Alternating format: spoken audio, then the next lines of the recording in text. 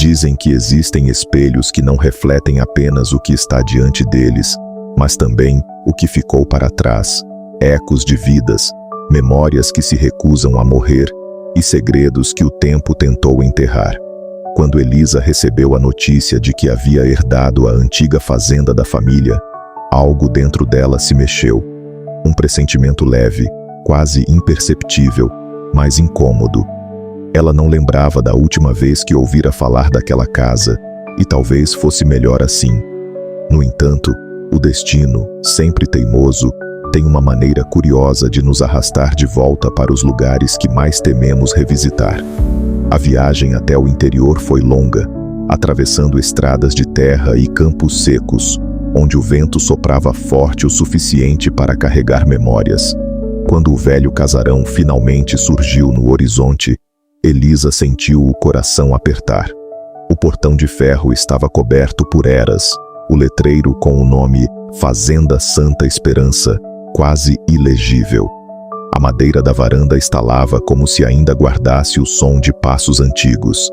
Ela respirou fundo antes de entrar, e um cheiro familiar, uma mistura de mofo, terra e perfume de jasmim, a envolveu, despertando lembranças vagas da infância.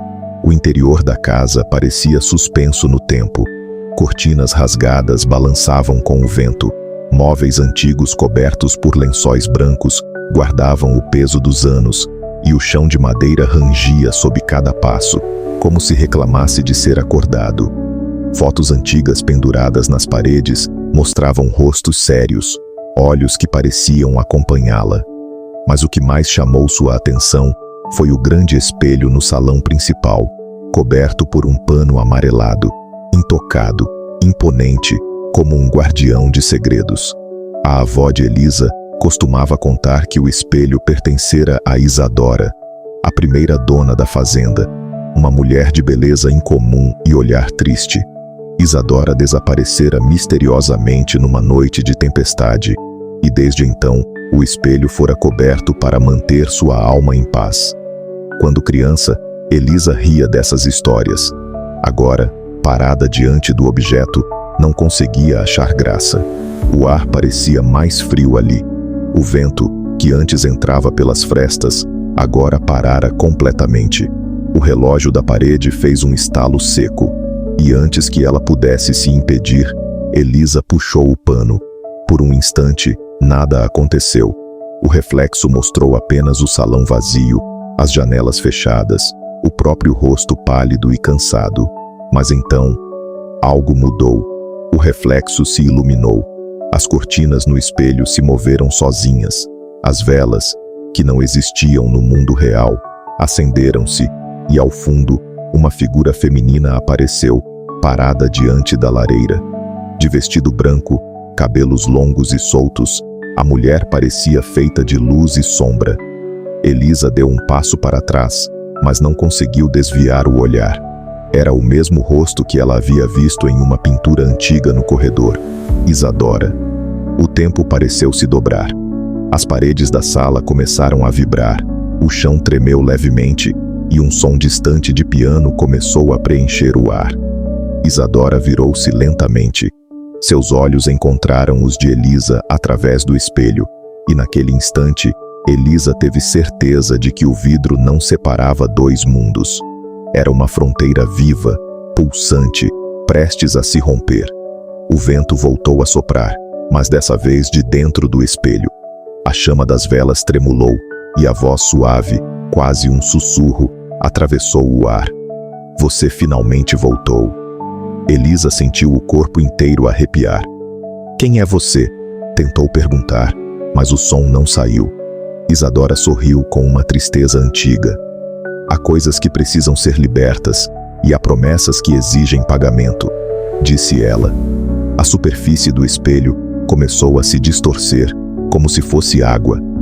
Elisa estendeu a mão, hipnotizada, e o frio do vidro atravessou-lhe a pele como gelo. Num piscar de olhos, o mundo ao redor desapareceu. Agora, ela estava dentro do reflexo. O salão estava limpo, iluminado, cheio de vida. Pessoas dançavam, música ecoava, e o ar cheirava a jasmim e vela derretida. mas todos pareciam sombras, silhuetas sem rosto, repetindo gestos sem fim. Isadora caminhou até ela, vestida em seda branca, e colocou algo em sua mão, uma pequena chave dourada. "A verdade dorme onde o sangue caiu", murmurou. "Encontre-a antes que o espelho se feche." De repente, o salão se apagou. As sombras desapareceram, o som cessou, e um estrondo cortou o ar. O espelho se partiu, rachando em 1000 fragmentos. Elisa caiu no chão de madeira, de volta ao mundo real. A sala estava escura, o pano rasgado no chão, e na parede, o espelho agora mostrava apenas sua imagem distorcida. Mas em sua mão, a chave dourada ainda brilhava. Nos dias seguintes, Elisa tentou entender o que acontecera. Vasculhou a casa, abriu armários, seguiu o som de passos e sussurros que pareciam vir das paredes. Uma noite, encontrou uma porta trancada atrás da estante do escritório. Uma porta antiga, pequena, com o mesmo símbolo gravado na chave. Tremendo, ela girou a fechadura. Lá dentro, o cheiro de mofo e terra era tão intenso que parecia ter vida própria, como se o próprio chão respirasse memórias antigas e esquecidas.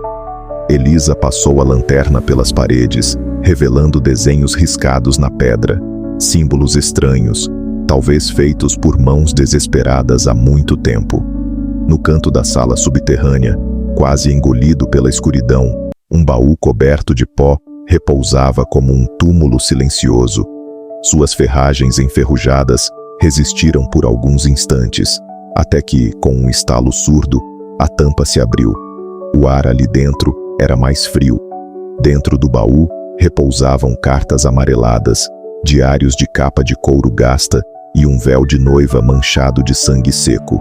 O toque daquele tecido fez o corpo de Elisa estremecer. Ela sentiu algo como um arrepio que vinha de dentro, um pressentimento sombrio que lhe dizia que aquele véu não era apenas um objeto, mas uma lembrança aprisionada. As cartas contavam a história de Isadora. Cada palavra parecia escrita com lágrimas. Ela falava de amor, de promessas e de uma traição que nasceu da ganância. Seu marido, obcecado por poder e riqueza, havia feito um pacto obscuro. Quando Isadora tentou impedi-lo, ele a silenciou, para sempre. O corpo dela nunca foi encontrado, e o espelho, um presente de casamento, fora usado como prisão para sua alma. Elisa leu cada linha com o coração disparado, e quanto mais lia, mais o ar ao seu redor parecia vibrar, como se a casa mesma estivesse reagindo à revelação da verdade. De repente, as luzes da lanterna começaram a piscar. Um estalo ecoou nas paredes, e o espelho no andar de cima tilintou com força. O som reverberou pelo chão, atravessando o silêncio como um grito contido por décadas. Elisa caiu de joelhos, o diário escorregando de suas mãos. A voz voltou, doce e sombria, sussurrando como vento entre portas entreabertas. Agora você sabe, e saber tem um preço. O vento soprou forte. As janelas lá em cima começaram a bater. As velas acenderam e apagaram sozinhas, e o chão pareceu pulsar sob os pés dela. Elisa correu escada acima, tropeçando nos degraus, com o coração em disparada. Quando chegou à sala principal, o espelho tremia violentamente, rachaduras se espalhando pela moldura como raízes vivas. Dentro dele, a imagem de Isadora apareceu, não mais sombria, mas humana, frágil, com lágrimas que pareciam de cristal. "Obrigada", sussurrou ela, e o espelho se despedaçou num clarão de luz dourada.